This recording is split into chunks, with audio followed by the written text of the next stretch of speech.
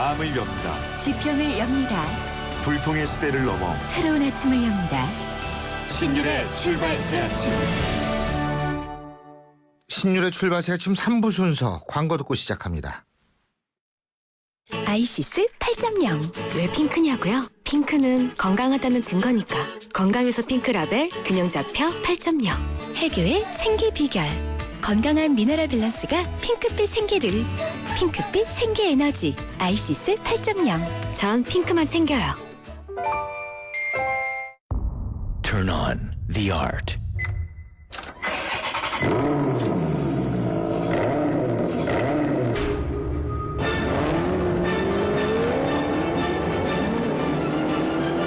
그렇게 디젤은 음악이 되었다. 기블리 디젤 마세라티. 산책을 갔습니다. 남편은 강바람을 즐겼고 아이들은 노느라 신이 났습니다. 그리고 나는 여유롭게 쇼핑을 했습니다. 가까이서 즐기는 진짜 프리미엄 쇼핑. 현대백화점이 만든 현대 프리미엄 아울렛 김포점.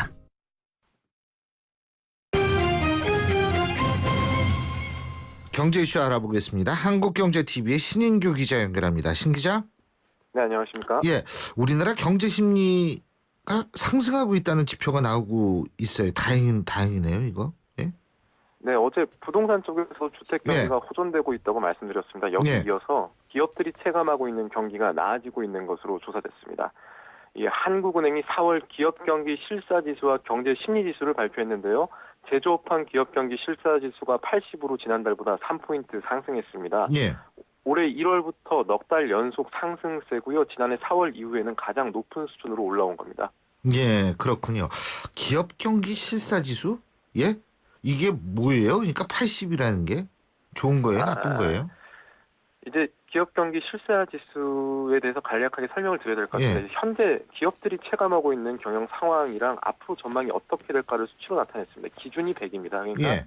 100을 기준으로 수치가 높아지면은 긍정적인 대답이 많고 낮아지면 부정적인 대답이 더 많았다는 뜻입니다. 그러니까 80이라는 포인트라는 게 100을 넘지는 않았으니까 아직 경기가 어렵다고 보는 기업이 많지만 그래도 점차 나아지고 있다. 왜냐하면 이 상승하고 있으니까요. 예. 점차 나아지고 있다고 분석하는 게 타당할 것 같습니다. 아하, 그렇군요. 근데 이게 올라갔다. 그러면은 이게 왜 올라간 거죠? 기본적으로 이 전체를 살펴보면 내수기업 쪽에서 이제 좀 경기가 살아나고 있다 이렇게 보고 있는 포인트를 보면요 그렇게 되고 있는데 지난해 이후에 이제 세 차례 기준금리를 내렸지 않습니까? 이 기준금리 인하 효과가 좀 있었던 것 같고 그리고 저유가 거기다 이제 정부가 경제에 경기 부양을 하겠다 이런 정책들을 내놔서 이 내수기업들의 숨통을 트이게 한 것으로 보인다는 분석이 나오고 있습니다.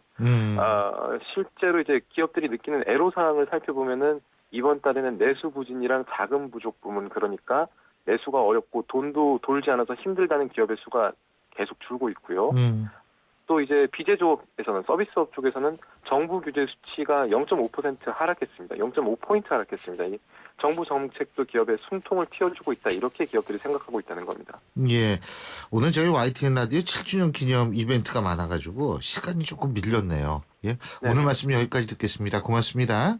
네, 감사합니다. 지금까지 한국경제TV의 신인규 기자였습니다. 신율의 출발 새 아침.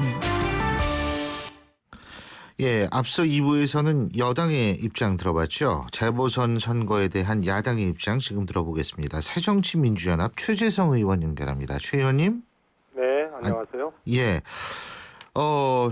지금 착잡하시겠어요, 지금? 예. 아이고, 잠을 못 이뤘네요. 근데 그렇게 착잡한 결과가 왜 나왔다고 보십니까? 우선 결과도 많이 아프지만 예. 패배 내용이 더 아프게 만드는 것 같습니다. 우선 저도 많이 졌습니다. 예. 그래서 더 아프고요. 또 이 진 원인이 여러 가지 있겠습니다만 야당은 분열로 어려워진다 이 말을 다시 한번 입증시킨 그런 경우라서요. 예. 분열이라는 이 두 글자가 또 더 참담하게 만드는 것 같습니다. 예. 지금 분열이라고 말씀하셨는데요. 제가 그런 점에서 좀 여쭤볼 것이 일단 성남 중원 있지 않습니까?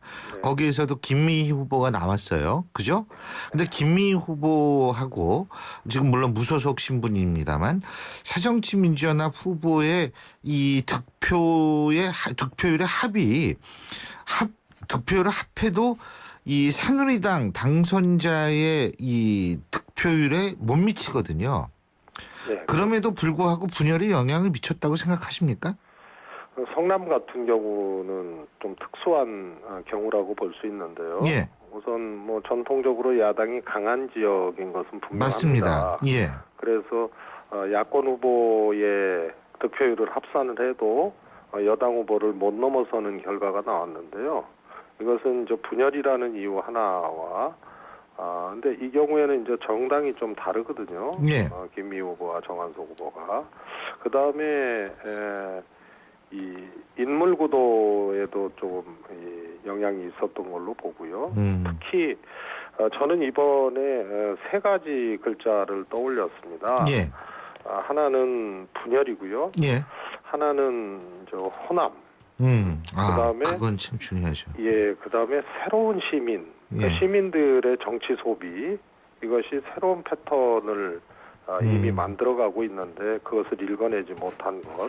거기에 이제 중원 같은 경우에는 인물 구도도 또 작용을 하지 않았나 싶습니다. 호남과 새로운 시민의 정치 소비 아주 중요한 말씀이라고 저는 생각을 하는데 자, 이 서울의 호남이라고 얘기하는 관악을 그리고 호남의 심장이라고 얘기하는 광주 서울 그리고 구도심에 진짜 호남 인구가 많은 성남 중원 예? 이 세 지역을 묶어서 보면 사실 호남 출신, 호남을 고향으로 둔 분 혹은 호남에 사시는 분들 이 야당의 정통성을 부여할 수 있는 이 지역 출신이나 이 지역 사람들이 지금 문재인 대표 체제 하에 새정치민주연합을 인정하지 않겠다.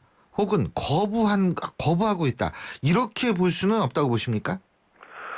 저는 우리 야당이 예. 이 분열의 이 현상을 보이고 있는 것은 당장 지금 발생된 문제가 아니고요. 예. 나름의 시간과 이 스토리가 있는 과정을 거친 결과거든요. 아하.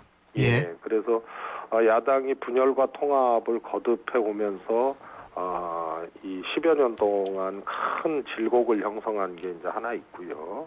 또 제1야당인 새정치민주연합이 호남 기득권에 안주한 측면 이것에 대해서 이제 회초리를 들은 이런 측면도 있습니다. 그래서 이것은 현 체제에 대해서 인정하지 않겠다, 인정하겠다 이런 해석보다는 예. 호남의 선택은 항상 한 가지 방향이었거든요.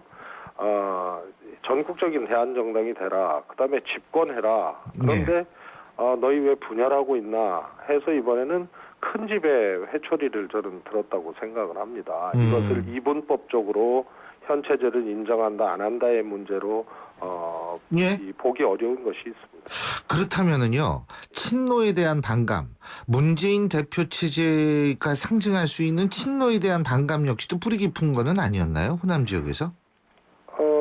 물론 부인할 수 없는 현상들이 있는 것은 사실입니다. 예. 그런데 더 중요한 것은 분열적 형태를 보이고 있었던 과정들 또 지금 분열적 형태를 노정하고 있는 것 이런 것에 대해서 가장 책임 있는 집단인 제1야당을 문책한 거라고 생각을 합니다. 그리고 새로운 시민에 있어서의 정치 소비 패턴이 달라졌다. 이거는 어떤 의미죠? 우선 지금 소위 이제 디지털 융합 시대지 않습니까? 이거는 우리 시민들의 관계, 의식 구조, 소비 행태, 또 정치 뉴스의 소비 통로와 방법 이런 것을 이 짧은 시간에 엄청나게 바꿔놓은 거거든요. 그래서 이번에 이제 성완종 리스트 사건, 이제 친박 게이트 사건이 있었습니다만 과거 같으면 이것이 재보궐 선거판을 그야말로 휘청거리는 아주 중요한 기준이자 영향력 있는 이슈가 됐을 텐데요. 예. 그것이 모든 매체에서 다 이 문제를 거론하고 크게 보도를 했습니다만 실질적으로 뉴스 소비 형태가 스마트폰이나 포털 사이트를 통해서 뉴스를 소비를 하고 있는데 50대의 유권자들만이 이 검색 순위 1등부터 10등까지 성완종 문제로 올킬이 되고요. 다른 계층 특히 20, 30, 40대는 이 소비력이 없었습니다. 그래서 생활형 이슈 또 이 아주 넓은 광장보다는 1인 미디어나 1인 매체 또 밴드, 카카오톡 같은 이 폐쇄형 구조가 넓게 열린 거거든요. 예. 그래서 구체적이고 저 당을 뽑아주면 우리들의 고단한 삶에 예. 어떻게 응답할 수 있을까 예. 이런 것에 대한 아주 구체적인 탐색을 하는 걸로 저는 변화되었다고 보거든요. 이것에 대해서 균형 있게 제기하지 못한 것 이런 것들도 변화된 시민들을 제대로 인식하지 못한 결과다 이렇게 보고 있습니다. 그 전략적인 측면에서 말해요. 실제로 그 맨 처음에 새정치민주연합 같은 경우에 심판론을 안 꺼내고 나왔었거든요. 근데 이게 성완종 리스트가 불거지면서 심판론으로 바뀌었어요. 예? 그것이 혹시 전략적 실패의 원인이라고 생각하지는 않습니까? 저는 그 자체를 제기했다는 것으로 전략적 실패라고 보고 싶지는 않은데요. 예. 조금 전에 말씀드렸다시피 변화된 시민들은 자신의 삶의 문제에 대해서 구체적으로 응답하는 것을 놓치면 정치적인 큰 이슈에 대해서 이 연동해서 반응하지를 않는 것 같습니다. 그래서 이 기냥 정권 심판론이 아니고 처음에 경제정책 실패에 대해서 회초리를 들고 심판해달라. 그다음에 여러분의 지갑을 지키겠다. 이렇게 이제 보궐선거에서 저희들이 캠페인을 하고 주장을 했거든요. 예. 그런데 성완종 소위 친박 게이트가 터지면서 이걸로 경제정책 회초리론과 이 국민지갑 지키기가 싹 덮여져 버린 것입니다. 그리고 야당도 그것을 균형 있게 고민하지 못하고 대응하지 못하고 따라가 버린 거죠. 그래서 성완종 리스트가 야당을 끌고 가버린 그래서 국민들의 소구력을 저하시킨 이런 경우가 된 것 같습니다. 그리고 이완구 총리를 너무 강하게 밀어붙여서 이완구 전 총리를 원래 좀 더 이완구 총리가 총리직을 유지했을 경우에는 공격의 소지가 다양했는데 그것을 너무 일찍 강경한 모드로 밀어붙였다. 그래서 스스로 여당과 정부를 공격할 카드를 스스로 없애버렸다라는 지적에 대해서는 어떻게 보십니까? 저는 사실 이 선거 결과가 또 이렇게 나오고 또 지나간 일이 돼버리니까 여러 가지 각도에서 해석되어질 수 있는데요. 그것은 최소한 국민들이 부정부패 문제나 고위공직자들의 특히 정치인들의 그런 행태에 대해서는 그야말로 용납하지 않거든요. 예. 그래서 문제 제기는 저는 적절했다고 봅니다. 예. 적절했다고 보지만 다른 문제에 대한 고찰과 제기가 소홀히 된 것이 알겠습니다. 중요하다고 보는 겁니다. 문재인 대표가 10시에 기자회견 한다고 그러는데 어떻게 처신해야 된다고 보십니까? 저는 야당의 대표가 선거에서 패배하면 분명히 책임질 부분이 있다고 생각합니다. 예. 그렇지만 또 책임지지 못할 부분도 있다고 보거든요. 이번 선거를 좀 전에도 말씀을 드리고 또 많은 이 보도라든가 많은 국민들이 저는 공감하고 있는 것 중에 하나가 패배의 핵심 원인이 뭐냐. 예. 그래서 이게 대표의 리더십의 문제냐 아니면 분열 또 나름대로의 역사를 가지고 있는 이 호남의 문제 또 새로운 시민의 문제 이런 문제를 핵심 원인으로 보느냐 이 차이인 것 같거든요. 네. 그래서 이 변명과 핑계를 댈 분도 아니고 그럴 분도 아니시지만 책임지지 못하는 이 객관적인 조건에 대해서 어떻게 할 것이냐 문제는 역시 극복해야 될 하나의 큰 숙제로 인식하는 그러니까 그만 지도부 사퇴는 아니고 지도부가 계속하면서 이런 문제를 극복해야 되는 것이다. 이렇게 보시는 거군요. 우선은 책임질 부분과 그다음에 이후에 당을 이끌어갈 부분이 정확하게 맞아떨어져야 됩니다. 그래서 책임을 지더라도 그 후에 당을 어떻게 이끌어갈 것인가 어떤 체제로 갈 것인가의 문제에서 해답이 분명치 않고요. 또 책임 그 자체도 예. 책임질 부분과 그렇지 못한 객관적 상황이 혼재하고 있다 이렇게 보고 있습니다. 그 과거에 말입니다. 재보선 730 재보선의 패배를 두고서 거기에 대해서 친노들이 책임을 물어서 김한길 대표와 안철수 대표가 물러나지 않았습니까? 그렇다면은 그때는 그 후임이 이 후의 당의 지도 체제가 괜찮을 것이다라고 봤기 때문에 그렇게 밀어붙였던 건가요? 아니 그때는 뭐 특정 계파에서 책임을 져라 말아라 이런 상황이 아니고요. 보궐선거에 이제 이 두 가지 점에서 조금 차이가 있는 것 같아요. 보궐선거의 규모도 좀 달랐고 또 준비하고 해올 수 있는 시간들이 있었고요. 또 야권 분열이라는 것이 특히 내부 분열 이것이 이번에 이제 정동영 천정배 후보의 출마처럼 탈당 후 출마를 했지 않습니까? 그래서 예. 제3당이라든가 진보당의 문제하고는 다른 내부 분열이 있었느냐의 문제는 또 그렇지 않거든요. 그래서 그것은 뭐 특정 계파에서 물러나라 책임져라가 아니고 아마 그때 지도부도 의당이 이쯤이면은 정리를 해야겠다라고 예. 했던 컨센서스가 저는 있었다고 봅니다. 그러니까 그때하고 지금은 상황이 다르고 그때는 물러날 만한 상황이었는데 지금은 물러날 만한 상황은 아니다. 이렇게 보시는 거군요. 저는 무슨 일이든지 대안이 있고 또 책임에 대한 아주 분명하고 냉철한 분석이 있어야 된다고 보거든요. 예. 경우는 좀 다른 것은 분명한 것 같습니다. 예, 잘 알겠습니다. 오늘 말씀 여기까지 듣겠습니다. 고맙습니다. 감사합니다. 비가 온다. 비 오는 날은 대리기사님들이 적게 출동하므로 고객님들의 독촉 전화가 많은 힘든 날이다. 아직 나에겐 12분의 기사님이 있다. 비를 이겨내야 한다.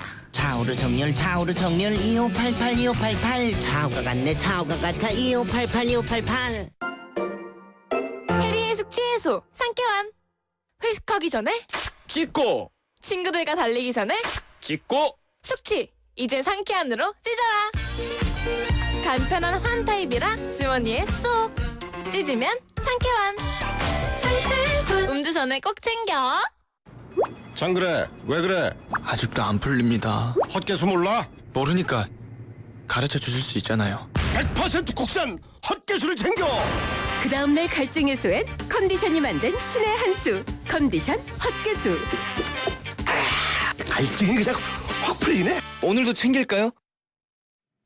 예, 8218님, 김광석의 일어나 이 곡 추천해 주셨는데요. 비리 척결하고 구태정치 청산하고 이제 모두 함께 다시 한번 일어나야 할 때죠. 매일 아침 출발 새 아침과 함께 활력 에너지를 충전하고 있습니다.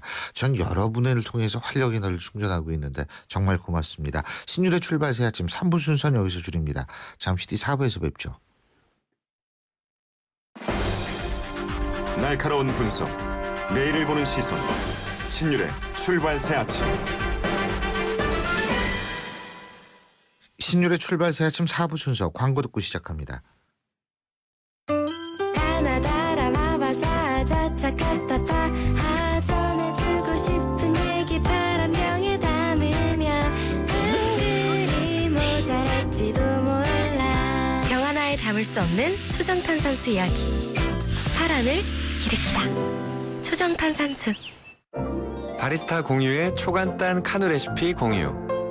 카누 싱글샷을 만든 후 따뜻한 우유를 부어주면 부드러운 카누 라떼 완성. 카누라면 어떻게 즐겨도 맛있으니까. 세상에서 가장 작은 카페 카누. 카누 홈페이지에서 더 많은 레시피와 만나세요. 킨텍스와 호수공원 사이, 백화점과 할리월드 사이, 일산 사람들은 다 아는 그 사이에 아파트와 오피스텔이 세워진다면? 기대하세요. 새로운 중심이 될 그 사이. 일산의 신중심. 킨텍스 꿈의 그림. 5월 분양기 시 전화 1544-6500 한화건설. 많은 분들은 내일 근로자의 날, 이른바 메이데이, 노동절이라서 쉬실 겁니다. 물론 저희는 계속 방송을 합니다만 여러분들 그래서 벌써 오늘 주말 같은 기분을 느끼시는 그런 아침일 텐데요. 8시 35분 43초 지나고 있습니다. 지금 시각 교통정보 알아보겠습니다. 유보영 캐스터.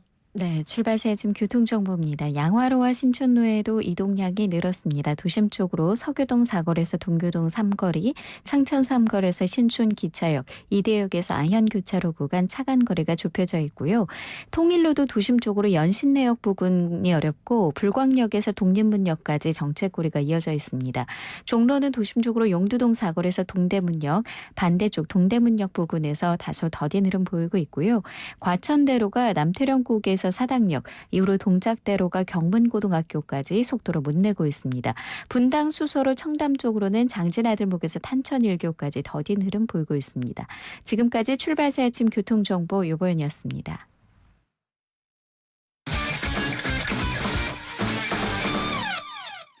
예, 여러분의 입장에서 볼 때 주말 같은 목요일 아침에 스포츠 소식 알아보겠습니다. 최동호 스포츠 평론가 연결합니다. 안녕하세요. 예, 안녕하세요. 예, JS컵 18세 이하 국제 청소년 축구 대회가 어제 막을 올렸다고 하는데 우리 대표팀이 남미의 강호 우루과이를 1대0으로 이겼네요. 야, 어떻게 남미를 이겨요? 놀라셨죠? 그 JS컵 대회 이 박지성 선수가 자신의 이름을 따서 이 JS 파운데이션이라는 재단을 설립했거든요. 아, JS가 이게 지성, 박지성의 J, S 그구나. 예, 그렇습니다. 예. 이 JS 파운데이션이 주최를 하는 국제 청소년 축구 대회입니다. 예. 이 우리나라하고 이 우루과이, 프랑스, 벨기에의 18세 이하 대표팀이 참가하기 때문에 수준 높은 대회라고 할 수 있는데요. 예. 어제 이 첫날 경기에서 우리 대표팀이 우루과이 1대0으로 이겼습니다. 아하. 이 주도권 내주고 어렵게 경기를 펼쳤는데 예. 간간히 날카로운 역습을 펼쳤고요. 후반 6분에 이동준 선수의 결승골을 끝까지 지켜내면서 1대0으로 승리했습니다. 아, 그렇군요. 1대0. 예? 예. 정말 대단한데 그 스페인 명문팀 바르셀로나 있지 않습니까? 예. 여기 유소년 팀에서 뛰고 있는 이승우 선수가 주목을 받고 있다고 하는데 어제의 활약은 어땠습니까? 이승우 선수가 어제 이 최전방 원톱으로 출전했거든요. 네. 이 후반 17분까지 62분을 뛰었고요. 아직은 이 동료들하고 손발이 맞지 않아서 이 전방에서 혼자 이 고립된 플레이를 보여줬는데 이 전반 35분에 이 하프라인 근처에서 볼을 잡아가지고 수비수 3명을 제치고 35m 드리블을 치고 들어가는 아주 뛰어난 개인기를 선보이기도 했거든요. 예. 아직까지는 대표팀 전술에 적응이 안 됐기 때문에 이 녹아드는 플레이는 나오지 않지만 이 동료들하고 손발만 더 맞추게 된다면 더 좋은 플레이를 보여줄 수 있을 것 같습니다. 그렇죠. 뭐 바르셀로나 유소년 팀에서 뛰고 있다고 하는데 그 박주영 선수 말이에요. 박주영 선수도 예전에 브라질에서 축구 유학 갔었죠. 예, 그렇습니다. 그죠? 예. 근데 이 박주영 선수도 거기서의 경험이 상당히 중요했을 것 같은데 이 선수도 좀 손발 잘 맞추면서 좋은 선수로 성장했으면 좋겠습니다. 예. 메이저리그의 강정호 선수 오늘은 선발 출전한다고 그러죠? 그동안 못 나왔죠? 예, 그렇습니다. 예. 이 강정호 선수 지난 23일 이후 7경기 만에 예. 선발 출전 기회를 잡았거든요. 예. 잠시 뒤입니다. 이 9시 30분에 이 시카고 컵스와 피츠버그의 경기가 열리게 되는데 여기에서 7번 타자 3루수로 선발 출전 예정이고요. 예. 강정호 선수 현재 12경기에 출전해서 타율 2할 8푼 1리 기록 중인데 오늘 좋은 활약 좀 기대를 해보겠습니다. 예.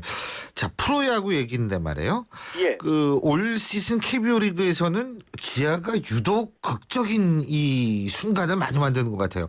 예, 어제 그 대타로 나선 이용구 선수 말로 홈런 쳤잖아요. 그죠? 예, 그렇습니다. 이 기아가 이 타선이 예. 들쭉날쭉하거든요. 예. 한번 터지면 걷잡을 수 없게 터지다 보니까 이제 극적인 승부가 많은데 어제도 이 4회 말에 안타 6개 몰아치면서 5대3으로 역전했고요. 6회 말 1사 말루 대타입니다. 이홍구 선수가 말로 홈런 터뜨리면서 승부를 갈랐습니다. 이 기아가 이 9대4로 승리하면서 12승 12패 5할 승률에 복귀했습니다. 예. 그리고 삼성 LG 이겼네요. 이제 연패 끝난 겁니까? 예, 그렇습니다. 어제 연패에서 탈출했습니다. 예. 초반부터 삼성 타선이 터지면서 이 3회 말에 이미 6대0으로 앞설 정도로 일찌감치 승부가 결정이 났고요. 예. 이 삼성의 외국인 선수 나바로입니다. 이 나바로가 시즌 10호 홈런 날리면서 홈런 단독 선두로 나섰습니다. 나머지 경기는 모두 비가 와서 취소됐습니다. 예, 그렇군요. 그리고 일본 프로야구에서는 그 한신의 오승환 선수가 외국인 선수 통산 세이브 신기록을 세웠다고 그러네요. 예, 오승환 선수 여전히 잘 던지고 있죠. 어제 야쿠르트전이었는데요. 3대1로 앞선 9회 등판에서 무실점으로 막아내고 이 시즌 9세이브를 기록했는데 이 9세이브는 현재 센트럴 리그에서 세이브 부문 단독 선두이고요. 또 이 한신 입단 이후에 통산 48세이브이거든요. 예. 이 48세이브는 이 한신의 외국인 투수 통산 세이브 신기록이기도 합니다. 예, 그렇군요. 예, 오늘 말씀은 여기까지 듣겠습니다. 고맙습니다. 예, 고맙습니다. 예, 지금까지 최동호 스포츠 평론가였습니다. 영화로 뉴스를 읽어보는 시간. 시네마인 뉴스.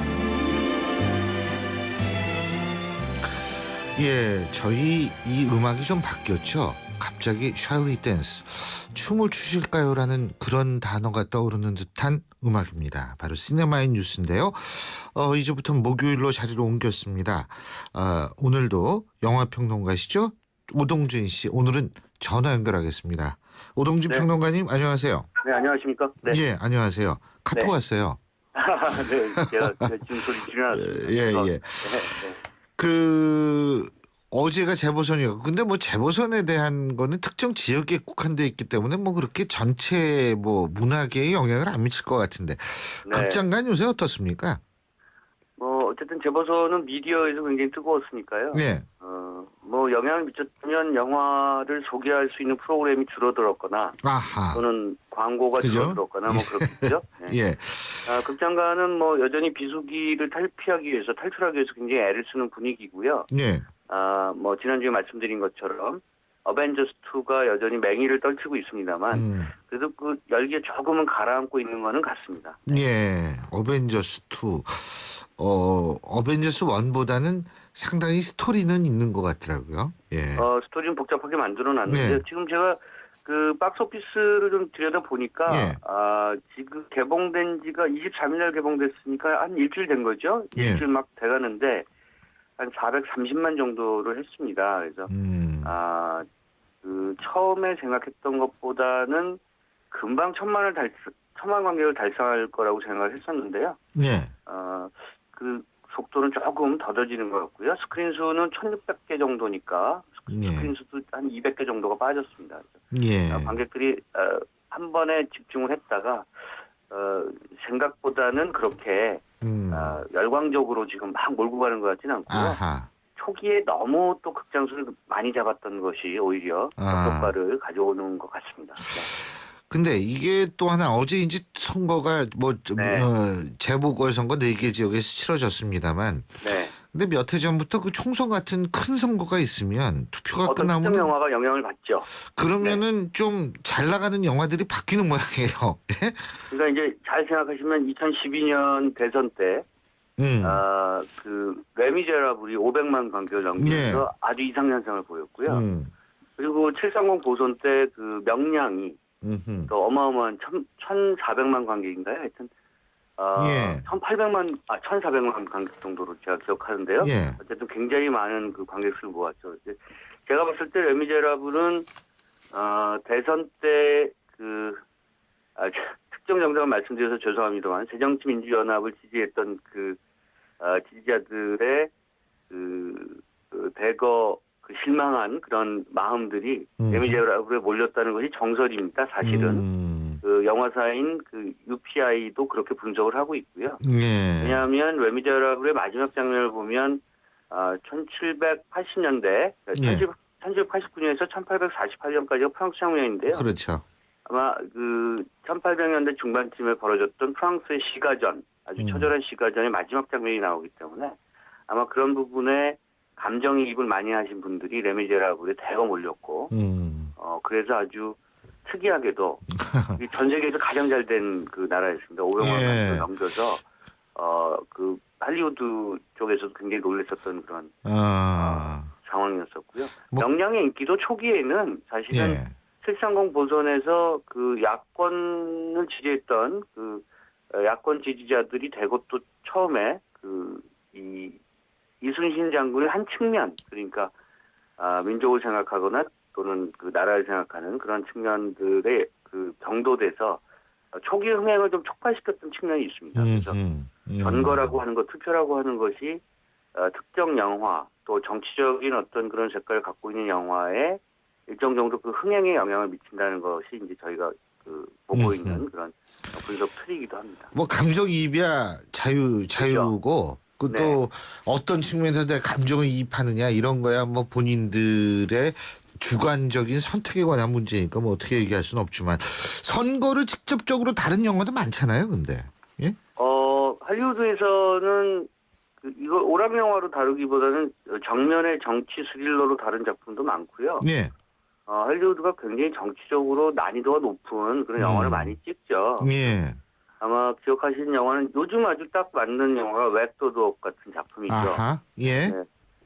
더스틴 호프만과 그 로버트 드니로가 나왔던 영화였고요. 웹도독은 뭐 영어 뜻으로 하면 꼬리가 그 몸통, 개를 그렇죠. 개의 몸통을 흔든다는 예, 예. 얘기 아니겠습니까? 그러니까 비본질적인 그런 정치적 현상을 현상으로 본질적 정치적 현상을 은폐시키는 그런 정치권의 어떤 그런 음모론을 다룬 작품이었고요. 백악관에서 대통령의 어떤 그런 그 음모나 그런 비리나 부정을 숨기기 위해서 국제적 그런 여러 가지 정치 문제 이런 것들을 예.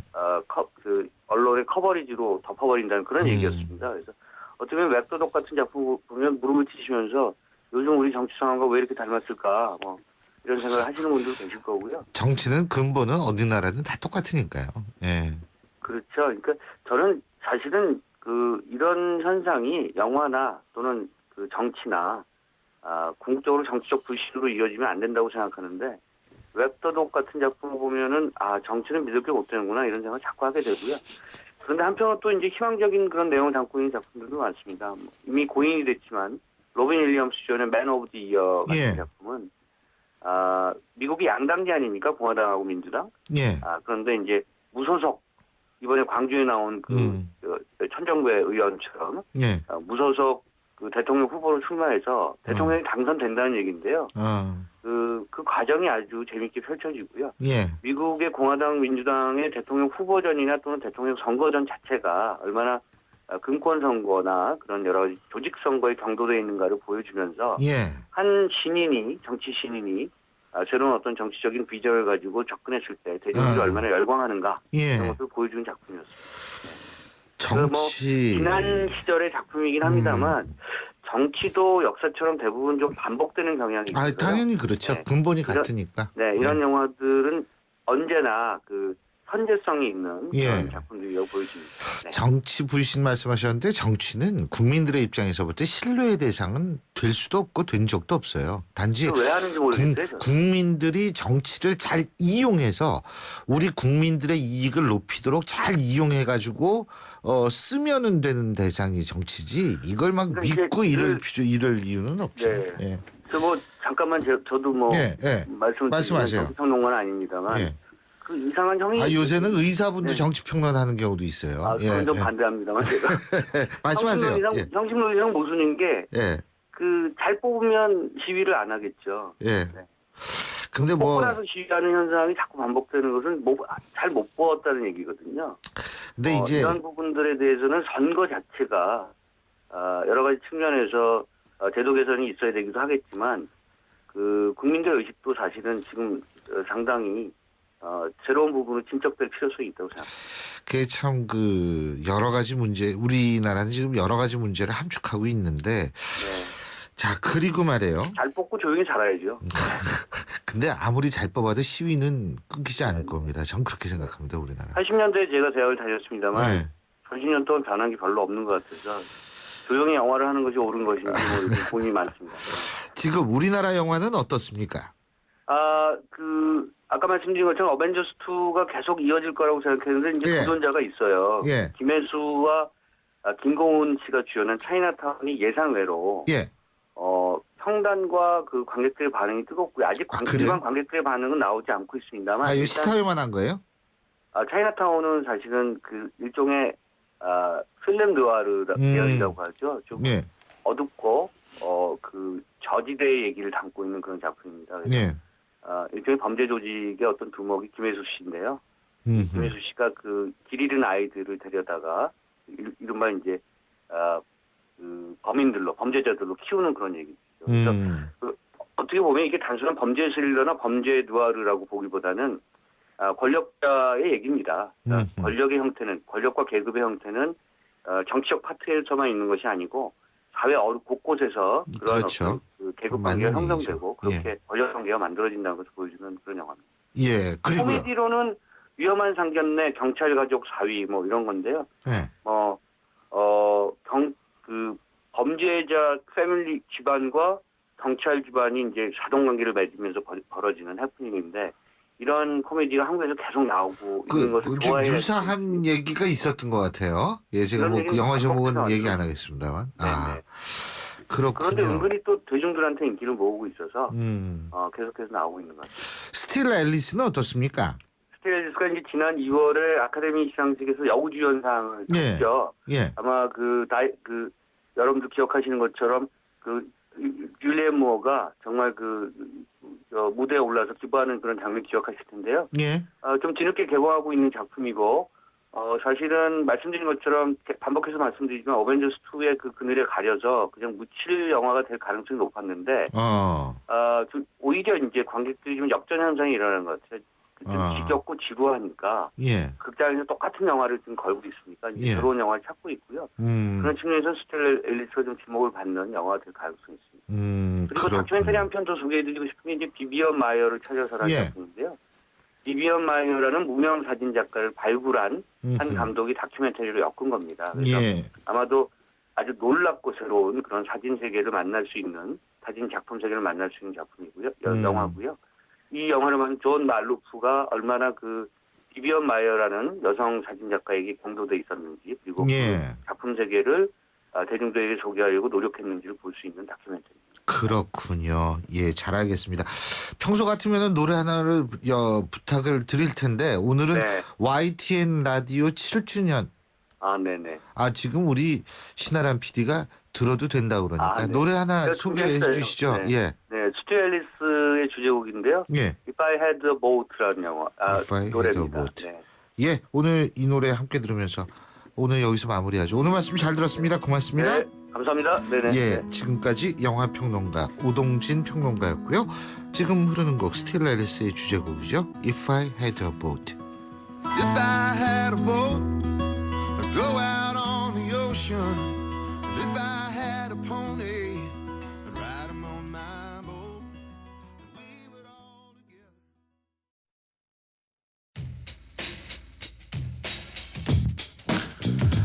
예, 저희 YTN 라디오 개국 7주년을 기념해서 여러분들이 신율의 출발 새 아침과 가장 어울리는 노래로 많은 분들이 추천해 주셨는데요. 3179님이 결국 당첨이 되셨네요. 신율의 출발 새 아침 딱 어울리는 곡은 강산의 거꾸로 강을 거슬러 오르는 저 힘찬 연어들처럼 바로 이 노래 선곡해 주셨습니다. 소신 있게 방송해 주시는 부분이 딱 맞아요. 이런 칭찬 주셨는데요. 정말 고맙습니다. 항상 여러분과 함께 화내고 여러분과 함께 슬퍼하고 여러분과 함께 느끼는 그런 방송 만들어 나가겠습니다. 신율의 출발새 아침 오늘 순서는 여기서 줄이겠습니다. 전 내일 오전 7시 20분에 여러분 다시 찾아뵙죠. 고맙습니다.